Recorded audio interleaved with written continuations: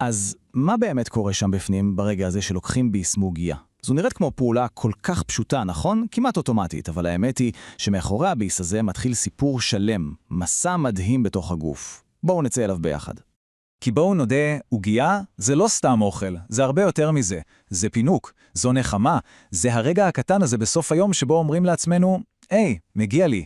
והתחושה הזאת, החוויה הרגשית הזאת, היא לגמרי חלק מהסיפור. היא נקודת הפתיחה שלנו. אוקיי, אבל בזמן שאנחנו נהנים מהמתיקות הזאת, בפנים, מתחת לפני השטח, מתחיל סיפור אחר לגמרי. תהליך ביולוגי מורכב ממש כמו תזמורת שלמה שמתחילה לנגן. אז בואו נראה איך זה עובד, שלב אחרי שלב. אז הנה, אנחנו מתחילים הביס הראשון. ומרגע שהעוגייה נוגעת בלשון, כל המערכת נכנסת לכנונות. זה מדהים לחשוב על זה, אבל הגוף מתחיל לפעול באופן מיידי, במהירות ובדיוק של שעון שוויצרי. וזה קורה כל כך מהר. הטעם עוד בפה, אבל מערכת העיכול היא כבר בעבודה. היא מתחילה לפרק את העוגייה. הגוף שלנו הוא מכונה חכמה באמת. הוא מזהה את הסוכר שנכנס למערכת, ומגיב בום, באופן מיידי. הכל משומן ועובד כמו שצריך. אז מה קורה בעצם? העוגייה הזאת מתפרקת למולקולות קטנות של גלוקוז. זה בעצם סוכר פשוט, ואפשר לחשוב עליו כמו הדלק של התאים שלנו. הגלוקוז הזה נספג, נכנס לזרם הדם, ומה קורה? באופן טבעי לגמרי, רמת הסוכר בדם מתחילה לעלות. וחשוב לי להדגיש, כן, זו תגובה נורמלית, טבעית ובריאה. וכאן, עם העלייה הזאת ברמת הסוכר, נכנס לתמונה שחקן מרכזי. אפשר לקרוא לו מנהל האירוע, או מנהל העבודה של הגוף, בכל מה שקשור לסוכר. ואנחנו מדברים כמובן על הלבלב. טוב, אז הלבלב מזהה את הסוכר בדם, והוא מיד מפריש הורמון סופר חשוב שנקרא אינסולין. הדרך הכי טובה לחשוב על אינסולין היא כמו על מפתח. ממש ככה. התפקיד שלו זה ללכת לכל תא ותא בגוף, להכניס את המפתח למנול, לסובב ולפתוח את הדלת כדי שהדלק, הגלוקוז, יוכל להיכנס פנימה ולתת לנו אנרגיה. עכשיו, פה הסיפור מתחיל להיות מעניין. כי לא כל התאים מגיבים אותו דבר.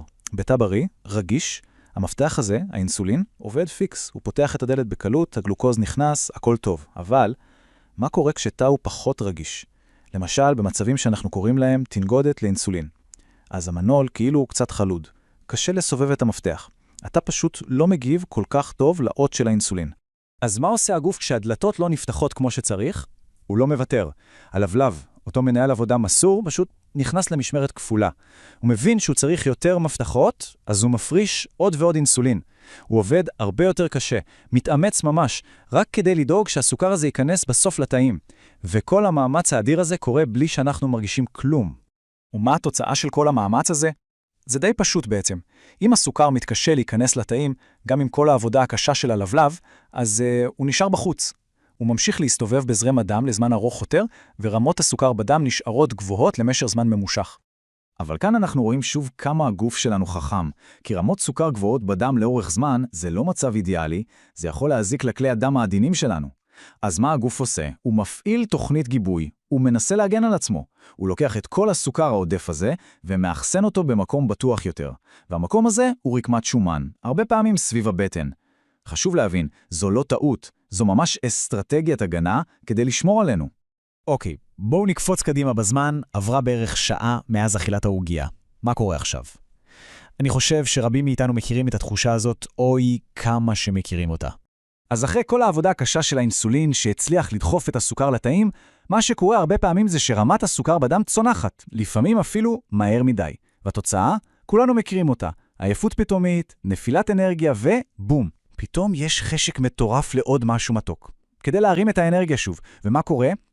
בלי לשים לב, נכנסנו לסוג של רכבת הרים, מעגל של עליות ונפילות. והוא בדיוק כאן, ברגע הזה של החשק החזק, מגיע רגע מיוחד. רגע הבחירה.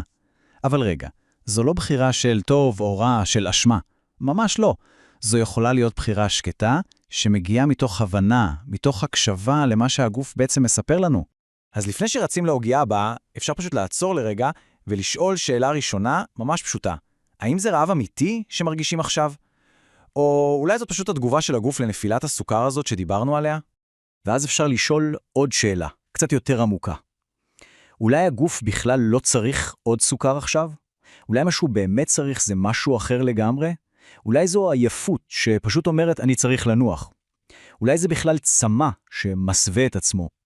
או אולי זה שוב אותו צורך בנחמה שדיברנו עליו ממש בהתחלה.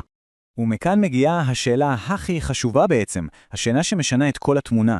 איך אפשר לתמוך בגוף ברגע הזה? לא להילחם בו, אלא לתמוך בו.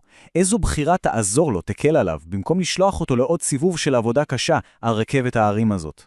כי בואו נגיד את זה ברור, העוגיה היא לא האויב, והגוף, הגוף שלנו, הוא בטח ובטח לא מקולקל. הוא פשוט עושה את הכי טוב שהוא יכול עם הדלק שנותנים לו. הוא תמיד בצד שלנו. וכשמסתכלים על זה ככה, כל ביס הוא בעצם הזדמנות. הזדמנות למתוח בגוף, לתת לו לעבוד בקלות וביעילות, או הזדמנות להעמיס עליו עוד קצת, לגרום לו לעבוד קשה יותר. זה הכל, לא טוב או רע, פשוט בחירה. ובסופו של דבר, כשיודעים מה באמת קורה שם בפנים, מאחורי הקלעים, כל הרעש של האסור והמותר והאשמה פשוט נעלם. והבחירה היא הופכת להיות הרבה יותר שקטה, הרבה יותר פשוטה וברורה, כי הידע הזה, ההבנה הזאת, זה הכוח האמיתי.